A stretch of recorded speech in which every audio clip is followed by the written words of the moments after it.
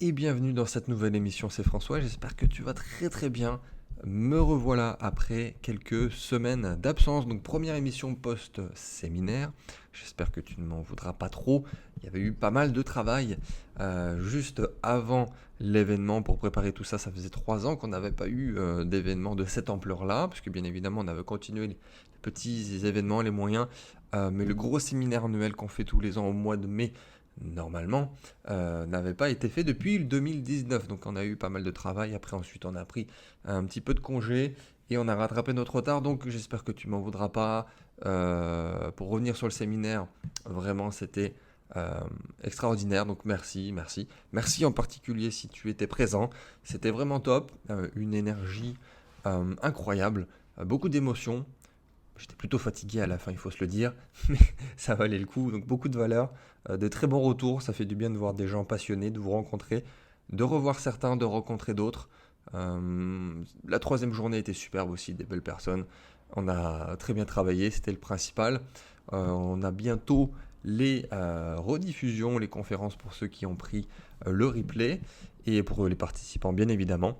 Donc voilà, nous y sommes. On va essayer de reprendre le cours normal de cette émission, de cette chaîne podcast à raison d'une émission hebdomadaire. Et aujourd'hui, une émission un peu en urgence sur le sujet des crypto-monnaies. J'avais prévu une autre émission qui arrivera très bientôt parce que je vais l'enregistrer dans la foulée, parce que c'est ce qui était prévu, mais aujourd'hui, au vu de ce qui se passe et au vu des questions que je reçois, et même dans tous les cas, ça reste des marchés, un marché crypto qu'on ne voit pas tout le temps ainsi, donc c'était important de revenir dessus. Donc le principe de l'émission est simple, elle ne devra pas être très longue d'ailleurs comparée à certaines émissions. Le but, ça va être d'analyser de façon macro le marché. Donc on va pas parler court terme, on va parler du fameux est-ce qu'il faut acheter, est-ce qu'il faut vendre François, est-ce que c'est au plus bas, quand est-ce qu'on aura le plus bas, c'est quand qu'on achète ou pas, alias le bottom. Donc voilà, c'est pour cette émission, c'est pour tous ceux qui veulent s'enrichir massivement, on va dire, avec les cryptos. Et Dieu sait qu'il y a beaucoup de personnes qui pensent y arriver, qui veulent y arriver et qui pensent que ce marché est magique. Donc, en tout cas, si c'est le cas pour toi et que tu veux faire des pépettes avec le marché des cryptos, c'est le moment, c'est maintenant, c'est l'émission. Donc, allons-y. Si tu écoutes cette émission, bon, statistiquement déjà, tu as de fortes probabilités que tu sois un homme entre 18 et 35 ans, que tu n'aies pas vendu au plus haut en novembre et que tu aies beaucoup perdu dernièrement, surtout ces derniers jours, que tu t'en veuilles, que tu aimerais avoir une machine à voyager dans le temps pour ne pas faire la même erreur. Statistiquement, c'est ça. Donc, tu te reconnais, est-ce que c'est bien ça? Est-ce que je me trompe pas? Je pense que je te connais bien. Donc, on va voir ensemble comment drastiquement augmenter ton patrimoine avec les cryptos en se plaçant, enfin en faisant des choses stratégiques dans les jours à venir, dans les semaines à venir. Donc écoute-moi bien. Le but, c'est pas de sortir la boule de cristal, hein, on est bien d'accord, ni de sortir un prix exact ou une date exacte, d'annoncer quand appuyer sur le bouton, mais de faire les bons choix là maintenant, en 2022, pour ton avenir proche finalement, parce que tu vas voir, il y a des choses à dire, et c'est maintenant, dans des phases comme celle-ci, que les richesses se créent. Donc avant un petit entracte, alors je fais pas ça à chaque émission, désolé pour les anciens, surtout si tu écoutes l'émission quasiment à chaque fois, toutes les semaines, mais dès que je mets le mot crypto dans le titre, ça fait 5 fois plus d'écoute, donc je me permets, il y a forcément des nouvelles têtes qui vont arriver. Donc si tu ne me connais pas, si tu découvres cette chaîne, déjà bienvenue, enchanté, tu peux t'abonner. Donc je suis très rapidement, je suis investisseur crypto depuis 2014, créateur de contenu crypto en ligne depuis 2016, formateur crypto depuis 2017, auteur crypto avec mon premier livre crypto en 2019 et conseiller en investissement financier. Donc pour aller plus loin, je te mettrai plein de ressources dans la description. Tu as beaucoup de solutions qui s'offrent à toi, des formations, des programmes, des événements, cursus CPF, des coachings, des accompagnements, tout ça. Et on ferme cette parenthèse, cette entracte présentation. Donc allons-y, mes conseils. Enfin mes conseils, c'est surtout ce que je fais en ce moment même et ce que je vais faire dans les semaines à venir. Donc je te le partage et déjà, ça m'évitera de répondre à tout le monde en privé à l'écrit, donc ça va me faire gagner un temps fou. J'aurai juste à partager le lien de cette émission à ceux qui me posent la question en ce moment même, et il y a quand même pas mal de monde. Bon, avant de rentrer dans le concret, c'est ce que je voulais te dire, sors de suite de tes émotions. Ne tombe pas en plein dedans, dans la marmite, les deux pieds dedans, comme un débutant, comme un néophyte dans l'émotionnel. N'écoute pas tous les pseudo-experts sur Twitter, sur YouTube. Dans tous les cas, tu vas avoir tous les avis, dans tous les sens, les avis contraires. Fais tes propres recherches, tes propres analyses. Ne fais pas que écouter quelqu'un sur YouTube ou que sais-je, sur des différents supports, puisqu'à la fin, dans tous les cas, ça sera ta décision. Donc, ça sera pleinement ta responsabilité si tu perds, admettons. Bon, si tu gagnes, bizarrement, c'est souvent grâce à toi et ton génie personnel. C'est comme ça que le cerveau réagit. Mais là, voilà, le but, c'est pas de te donner maintenant, là, de suite, mon avis, mon feeling, mon ressenti. Ce que je vais faire, c'est vraiment une émission carrée, un contenu mathématique qui va faire que, à moins que quelqu'un me démontre l'inverse, mathématiquement, euh, on ne pourra pas dire l'inverse de ce que je vais te dire ainsi. Donc voilà, c'est pas une question de est-ce que j'ai raison ou est-ce que j'ai tort, c'est je te donne ce qui se passe et ça simplement des analyses mathématiques. Donc maintenant, mettons les points sur les i. Première chose, on va rentrer directement dans l'art, j'ai commencé à racheter. Ça faisait 2 ans que j'avais pas racheté des cryptos pour mon portefeuille long terme, j'entends bien. Donc Bitcoin, Ethereum. Part du principe que durant cette émission, je vais parler du Bitcoin quand je vais citer des chiffres, parce que je ne peux pas citer les chiffres de toutes les cryptos bien évidemment, mais que je parle de la crypto en général. Bien qu'en ce moment, priorité première, Bitcoin et Ethereum et rien d'autre pour l'instant. On en reparlera probablement des altcoins, mais c'est pas le moment. Donc pourquoi j'ai racheté d'après toi? Parce que je le sens bien? Non. Parce que quelqu'un m'a dit de le faire? Non plus. Parce que je suis devin? Non plus. Parce que ça respecte des lois mathématiques. Donc l'analyse technique n'est que l'application mathématique de la psychologie humaine. Et donc pourquoi c'est une bonne nouvelle? Parce que dans le terme application mathématique de la psychologie humaine, il y a mathématiques et il y a psychologie. Mathématiques, on est d'accord, c'est la seule science exacte au monde. Psychologie, presque pareil, on a tous le même cerveau sur Terre, excellente nouvelle, à quelques exceptions près, dans les deux extrêmes. Donc c'est une excellente nouvelle pour nous, parce que on a un modèle, on a un système qu'on peut analyser, et qui se répète, et sur lequel, d'un côté on a des maths, ça c'est une science exacte, on a de l'autre côté une psychologie, alors qui n'est pas une science exacte, mais sur lequel on peut se baser sur des probabilités, des statistiques, parce que on n'a pas différentes sortes d'êtres humains sur Terre. Donc, par exemple, il y a 2 ans, je vais te reparler de macro. Là, on va pas parler de micro ici, on va pas parler d'un actif en particulier. Enfin, voilà. Il y a 2 ans, en août 2020, donc ça fait presque 2 ans, j'avais fait une émission, je ne sais pas si tu t'en souviens, c'est une émission mythique maintenant avec le recul, intitulée Achète du Bitcoin avant le 7 septembre, je crois.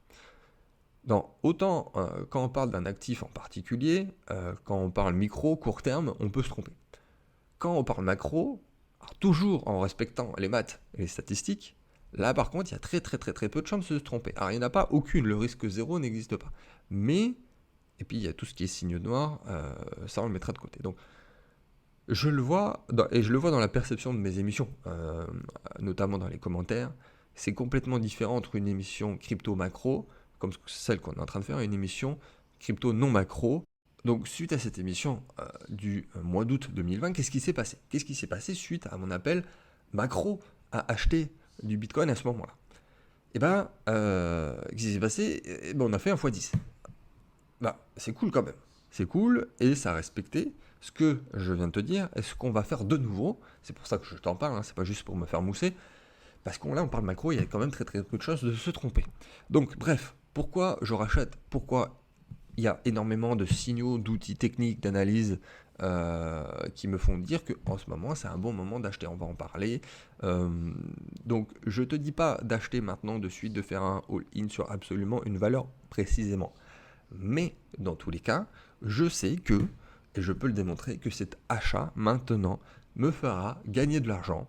Et pour qu'un modèle fonctionne, dans tous les cas, il faut qu'il soit simple et applicable. Donc pour les débutants, conseil, ne cherchez pas le secret magique ou la méthode complexe que les autres n'arriveront pas à appliquer, mais que vous, oui, vous y arrivez.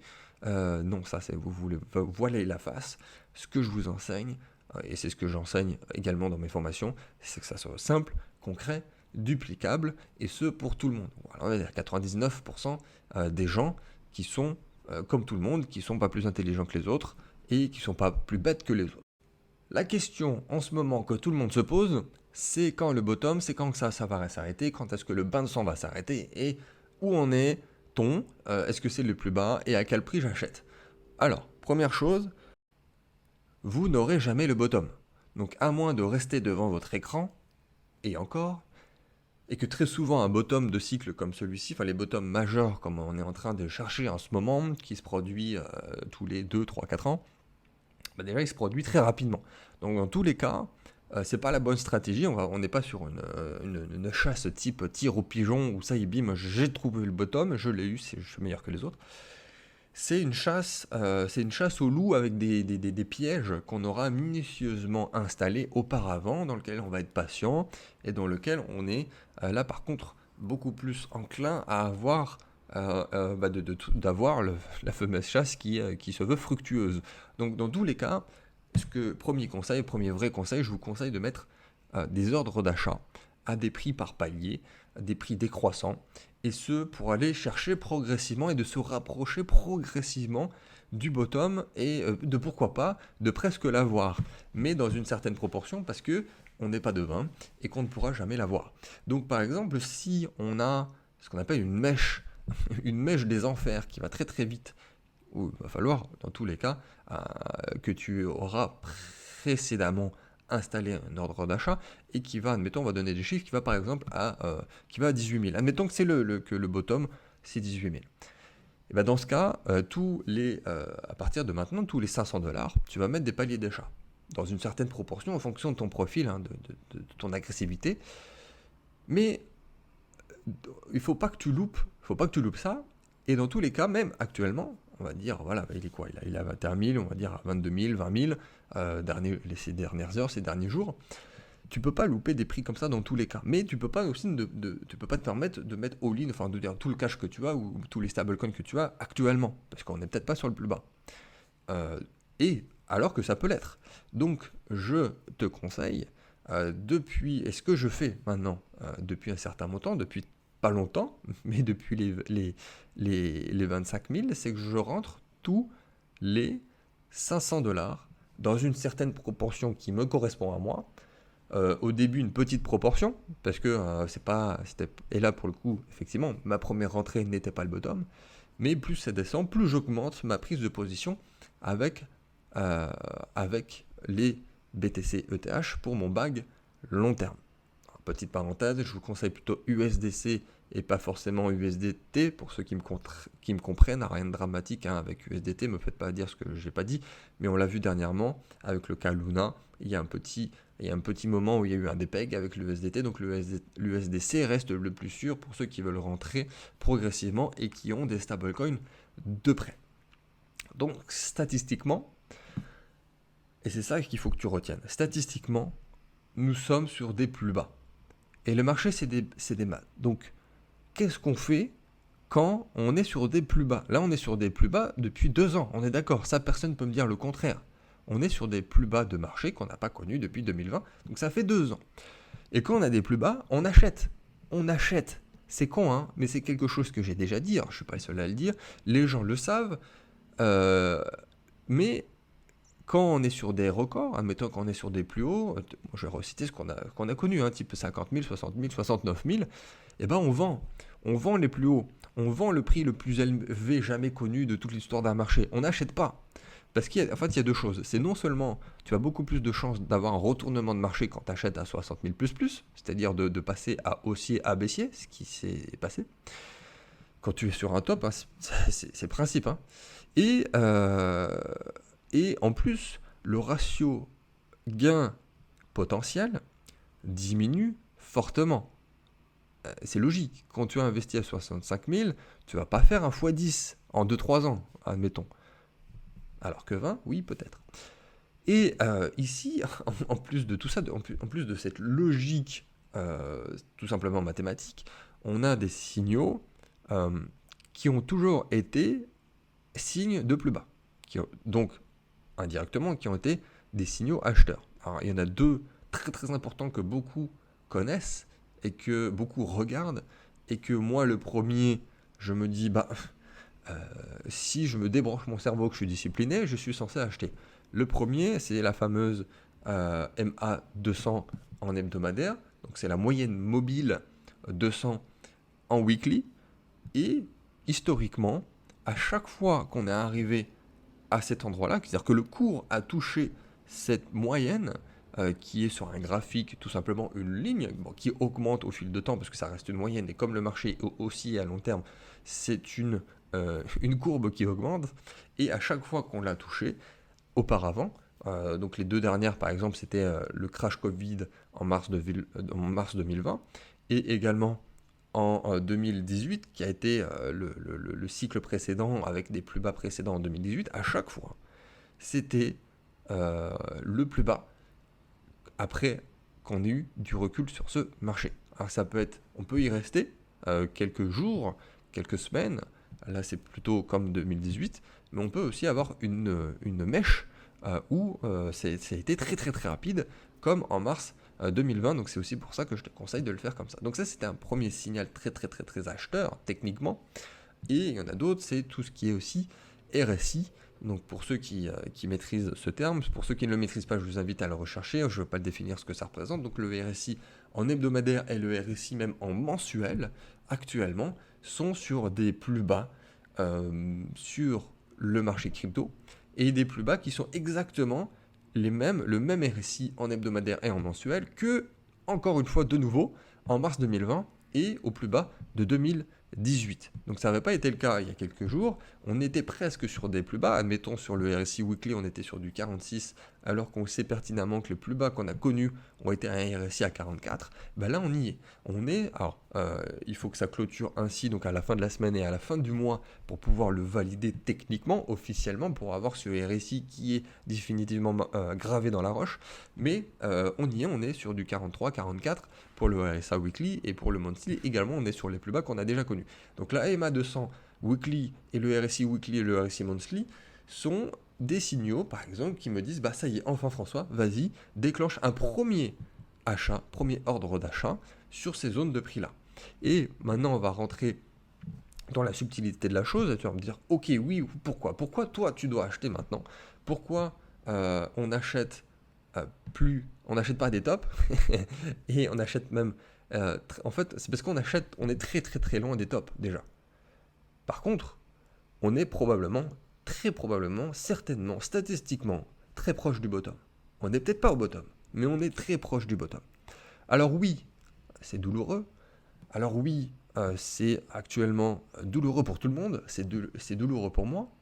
Mais voilà, la dernière fois où on a été aussi bas, en termes de prix, mais même sur beaucoup d'indicateurs que je viens de te donner, c'était un achat obligatoire. Donc, vous ne devez pas paniquer. Et vous devez encore moins vendre à des prix aussi ridicules qu'actuellement. Parce qu'il y en a qui paniquent, qui réussissent à ne pas vendre. Ça, c'est bien. Pas facile à vivre. Vous êtes un peu désagréable avec votre famille. Mais il ne faut surtout pas vendre. On achète. Alors, on n'a pas besoin de choper le bottom pour faire de l'argent. C'est aussi ce que je veux te dire depuis le début. On n'a pas besoin de choper. Parce qu'admettons, là, ok, il est à 21 000. Même, admettons, je suis virulent et je fais exprès de donner un chiffre qui choque, mais même, admettons, le bottom, il est à 10 000. Que tu l'aies eu à 10 000 ou même aujourd'hui à 21 000, et que le BTC, en 2023, en 2024, il est à 100 000, on s'en fout un peu. Et même si tu respectes ma façon de faire que je viens de t'enseigner par palier, si le bottom il est en fait à 10 000 et que tu commences à 21 000, tu auras un prix lissé de 15 000. parce que c'est une moyenne et que potentiellement, alors que même si tu as une bonne pondération, que tu te dis que tu y vas progressivement et qu'au début tu mets peu, ça peut être même une moyenne de tes ordres d'achat à 15 000, ce qui serait exceptionnel. Donc on n'a pas besoin de choper le bottom. Alors il n'est pas du tout à 10 000, ça se trouve le bottom, il sera à 18 000, exemple que j'ai déjà donné auparavant. Mais si tu arrives à te rapprocher progressivement de ce bottom, dans tous les cas tu auras une moyenne d'ordre d'achat très très très sexy, parce qu'on est déjà sur des plus bas. Et de toute façon, tu vas le louper, le bottom. Donc n'ayez pas la prétention de l'avoir. Techniquement, il n'y aura qu'une personne sur Terre, potentiellement, qui aura un vrai un bottom, ou qui, d'un point de vue sur les plateformes, des fois, tu peux avoir des légères décorrélations de marché, et sur lesquelles, si tu as mis des ordres d'achat, tu peux avoir des prix que les autres n'ont pas. Ben, bref, c'est une parenthèse, et c'est très particulier à certains profils. Bref, donc c'est le meilleur moment depuis 2 ans pour acheter du Bitcoin. Le ratio, on répète ce qu'on a dit, le ratio risque-reward, donc ce dont on a parlé, c'est-à-dire tout à l'heure, non seulement d'avoir un peu de probabilité que ça descende encore de beaucoup, mais à l'inverse une forte probabilité que ça augmente dans le futur proche. Et là on y est. Donc, et tous les 2 ans c'est la même chose. Statistiquement, c'est le moment le moins risqué aujourd'hui depuis 2 ans. C'est tout. Et là on ne peut pas dire le contraire. En mars 2020, si tu avais cherché avec ce qui était un peu plus compliqué parce qu'il y avait un signe noir. Mais admettons en 2018, et là alors, on va prendre les chiffres du précédent cycle. On va pas prendre 2020, on va le mettre de côté. C'était plus compliqué de choper des prix très intéressants en 2020. Quoique, il y a eu quand même quelques jours où on a eu des prix très sexy. Mais on va reprendre, admettons, le cycle de 2018, 2017, 2018, 2019, 2020. Le plus haut, la TH, comme on l'appelle, il était à 19 000. Si on lui applique la baisse qu'on connaît actuellement. Donc là, on est passé de 69 000 à 21 000. Donc si j'arrondis, ça fait une baisse de 70%. Une chute de 70%. Ça commence à faire. Donc on le duplique. Donc sur 19 000 qu'on a connu au plus haut, qu'on n'a pas connu pendant très longtemps, mais 70% de chute, ça fait environ, de tête, ça fait 5,5. Donc c'est à 5500. 5500 à l'époque, est-ce que c'était un bon point d'entrée d'achat? Oui. Est-ce que c'était le plus bas? Non. On est descendu à 4000, un petit peu en dessous. Est-ce qu'on était proche du bottom par contre? Oui. Est-ce que acheter par palier, par DCA, de façon décroissante, tous les 500 à ce moment-là, est-ce que c'était une bonne idée? Oui. Est-ce que tu aurais fait beaucoup d'argent les mois suivants? Oui. Donc on y est. Donc c'était pas le bottom, mais on était sur des plus bas qu'on n'avait pas connus depuis très très longtemps. On était très très proche du bottom, et on aura eu un DCA, une stratégie de racheter par palier de façon décroissante, avec une très très très bonne moyenne, proche peut-être potentiellement des 4,5, 4,7, quelque chose comme ça, si on avait fait cette stratégie. Donc tu vois, donc c'est quelque chose à répliquer aujourd'hui. Alors on n'est pas à 4000, aujourd'hui on est à 21 000, et mais potentiellement on est sur des bottoms. Donc nous n'achetons pas jamais les valeurs proches de sommet. Ok, acheter des valeurs proches d'un sommet, dans tous les cas, ça cause des pertes et des pertes massives. On achète des points bas et des points vraiment bas, parce qu'en fait, il y a le fameux buy de dip et puis buy de dip, de dip, du dip et ainsi de suite. Mais à cette échelle-là, sur des macros où on est sur des cycles qui durent des années, on achète des points bas comme ceux-ci qui vont engendrer, en fait, tout simplement, des multiplicateurs importants lors de la prochaine phase haussière. Alors qui peuvent, par contre, entraîner des petites pertes à court terme. On vient de le démontrer avec les chiffres de 2018. Mais c'est des petites pertes à court terme et que tu serais prête même à encaisser facilement, parce que non seulement elles vont durer peu longtemps, parce que si on est proche du bottom, ça veut dire qu'on va repartir aussi beaucoup plus rapidement que si tu avais acheté au top. Donc c'est très court en termes de temps, mais aussi même en termes de pourcentage. Parce que si tu achètes à 5,5 et que le bottom il est à 4, c'est beaucoup moindre que si tu avais acheté à 19 et qu'il était à 4, on est d'accord. Donc l'objectif ici n'est pas d'acheter le bottom du bottom et de rien perdre et d'avoir cette peur qui est déjà là présente vis-à-vis du marché et que de se dire bon ça y est, je ne peux plus rien me permettre de perdre. Non, il s'agit en fait d'investir de manière cohérente dans déjà des projets qui seront qui seront toujours là dans des années, mais surtout de manière cohérente dans des projets qui ont des prix actuellement très très très très bas par rapport à la valeur, c'est-à-dire que le prix et la valeur sont des choses complètement différentes, et des prix qui sont potentiellement à un dixième, un cinquantième de ce qui seront dans 2 3 ans. Voilà, donc la moindre personne qui dit que j'ai tort ici, qui me le démontre par A plus B mathématiquement. C'est tout. Donc, et j'ai envie de rajouter que du moment où même si tu es convaincu par les cryptos, par l'innovation, par la technologie, par la philosophie, même s'il y a encore des choses à revoir sur la philosophie de base, il suffit d'être patient et d'être discipliné sur notre stratégie, tout simplement. Donc voilà, j'espère que ça a été utile, quel que soit ton niveau, que tu sois débutant, néophyte total ou que tu sois même plus avancé, que tu sois un expert, c'est toujours bon de l'entendre, parce que quand tu es devant ton ordinateur tout seul, c'est pas la même si tu as de l'expérience. Un petit appel à l'action pour ceux qui veulent travailler ensemble sur les cryptos. On vient de rouvrir aussi des créneaux pour te faire accompagner au téléphone si tu as besoin, si tu as des questions, ou même aussi on a toujours pas mal de demandes sur les dossiers CPF. Donc si tu veux te faire guider dans la création et la validation de ton dossier CPF, je te mets un lien Calendly pour pouvoir avoir un membre de mon équipe directement au téléphone. Alors c'est un lien Calendly qui est strictement pour les CPF pour le coup. Là on est un petit peu chargé, on va rouvrir ensuite d'autres créneaux qui seront pour d'autres accompagnements, pour du coaching, ainsi de suite. Mais là c'est pour créer ton dossier CPF si tu as des questions sur ce dispositif-là et que tu puisses rentrer sur certaines de nos formations. Donc tu as toujours Crypto Révolution, bien évidemment, qui est notre formation phare sur les cryptos, sur la DeFi, sur plein de sujets qui concernent tout l'écosystème blockchain actuellement. L'émission suivante, je vais l'enregistrer dans la foulée. J'ai même envie de la mettre très très très rapidement, mais je te ferai une annonce dans celle-ci que beaucoup attendent. Et d'ici là, mets tes ordres d'achat, respecte ce que je viens de te dire.